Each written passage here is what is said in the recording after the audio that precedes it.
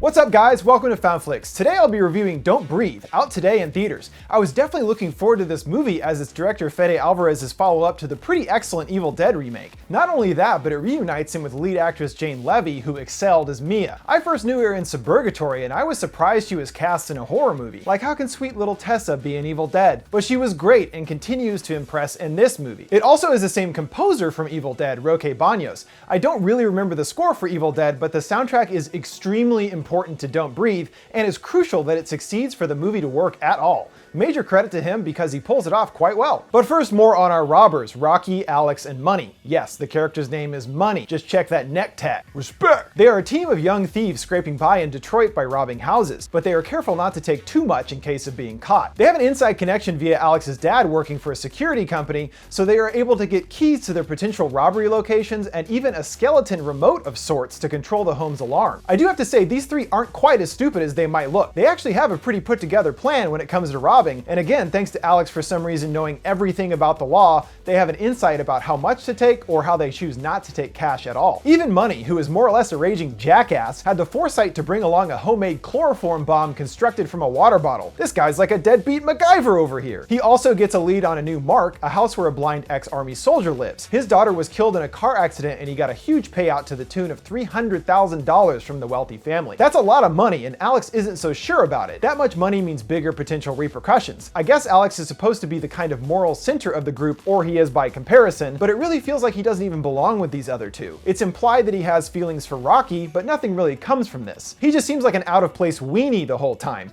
Go back to Goosebumps, you wimp! But with hundreds of thousands of dollars available, guarded by one feeble old blind man, it's gotta be a piece of cake, right?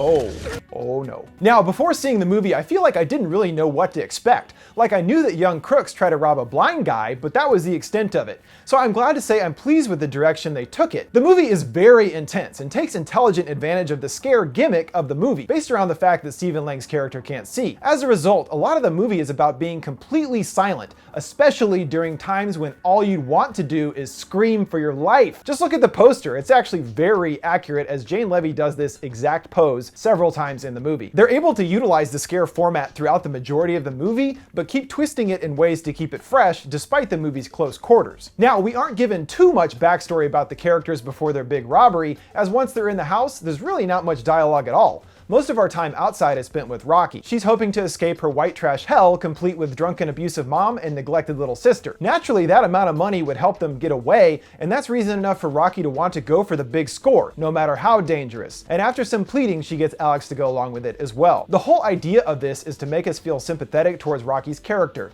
It is a bit much being saddled by an overly tortured backstory, but after all, these kids are technically the bad guys and are robbing a handicapped elderly man. So they have to give the audience a reason to believe that she has some good to her and is only doing this to get a better life. And then it's off to Lang's where the rest of the movie transpires. Once inside, it doesn't take too long for their seemingly simple plan to go off the rails. I'm not sure why, but the aforementioned chloroform bomb doesn't work and Lang wakes up discovering Money and killing him. This is even spoiled in the trailers, as you can see. Lang discovers his loot has been taken and, assuming the culprits are still inside, seals the windows and locks all the doors. Now it's Rocky and Alex stuck in the house trying to escape while being hunted by Lang. After this, there's not really any new plot or anything deeper introduced, just our characters evading Lang in different areas of the house. It feels kind of like a literal roller coaster, sort of an extended ebb and flow of suspense as they move to the next obstacle. Impressively, the tension of the movie and overall suspense is able to increase substantially over time. By the end, it's almost like a marathon. You're just constantly on the edge of your seat.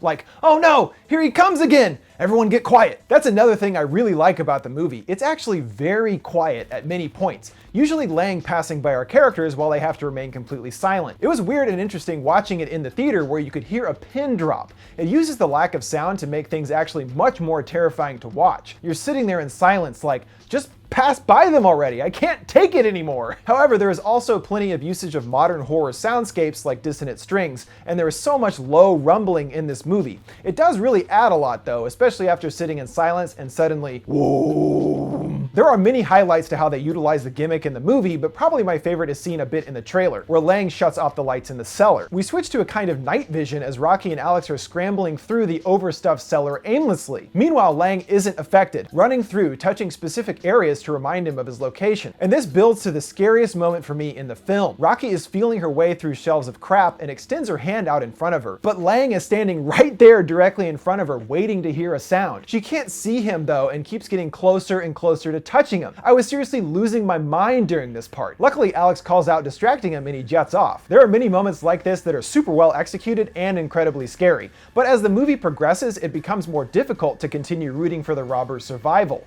as again, Lang is actually the victim and has the right to defend his home and fat stacks of cash. So, similar to how Rocky's backstory is to create sympathy, Alvarez wants to make it very clear that Lang is the villain, and so another layer or twist to the story is introduced. There's gonna be major spoilers right now, so be prepared, but this is important to clarify my overall feelings on the film. Rocky and Alex traverse through the cellar and eventually discover a woman chained to the wall surrounded by pillows. This is also glimpsed in a recent trailer. No idea why they would include that. I'm glad I didn't see it before watching the movie. Anyway, we find out she is the girl responsible for killing Lang's kid. She was driving the car, but she got off as rich kids don't go to jail. So if it's not bad enough that she's been imprisoned, she is pregnant with Lang's baby. But don't worry, he didn't rape her. He impregnated her with a semen-filled turkey baster.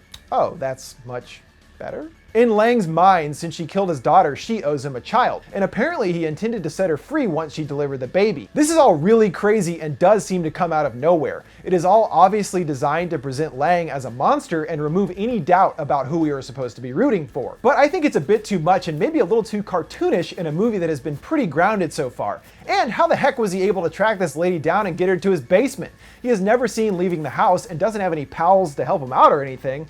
It's quite hard to understand how he was actually capable of this plan. So because of all that, we're supposed to feel that it's good Rocky gets away with the money in the end and sets off to her new life in California. I don't think they realistically could go another way with the ending, but honestly, I'm not sure how it makes me feel. The kind of grayness to the characters makes it hard to feel like this should happen. I think it would have worked better to keep that balance of what side the audience is on, giving us reasons to understand the robbers as well as Lang. That way it's not so cut and dry. If each side has compelling reasons we can relate to, no matter who wins in the end will be more interesting, and would have people debating on the way out about who they believe deserves to win. As it stands, it feels like a bit of a cop-out. Regardless, the movie is still really thrilling and shows Alvarez successfully branching out a bit more with a lot of very nail-biting tension that I haven't seen matched in quite some time in the genre. And once again, Jane Levy proves what a versatile actress she is. She's just so awesome and really keeps impressing me with her capabilities. I'm sure we'll see those come to further fruition in Monster Trucks out this January. Hey, get back in there! She touched his eye! Alright, that will do it for my review of Don't Breathe. Did you guys see the movie? And what did you think? Let me know your thoughts in the comments.